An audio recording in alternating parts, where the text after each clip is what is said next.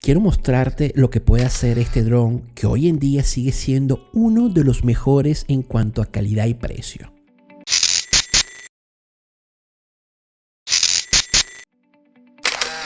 Así que simplemente este video, de manera muy sencilla y rápida, voy a mostrarte fotos que hice con este dron Fimi X8S2020 en un día normal de claridad usando un filtro ND8 ISO mínimo de 100 que da este dron, una velocidad de obturación o shooter 1/200 e imágenes en HDR. Y por supuesto hice unos pequeños toques en cuanto a color porque usé el formato DNG, que es otra cosa magnífica de este dron que tiene, ya que me gusta hacer ediciones de imágenes en ese formato, y qué mejor formato para editar fotos sino en DNG.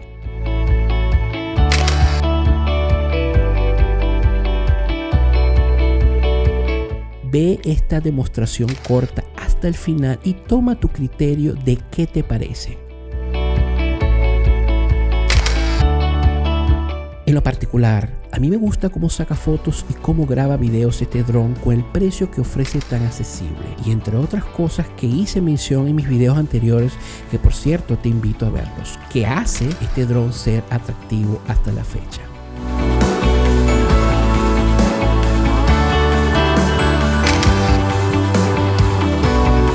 Me gustaría leer tu criterio con esto que acabas de ver, y es solo colocarlo aquí abajo en los comentarios. Tu suscripción si no estás suscrito, con la activación de la campanita para que estés notificado de mis próximos videos, y ese like como compartir este video porque me ayuda a crear más contenido.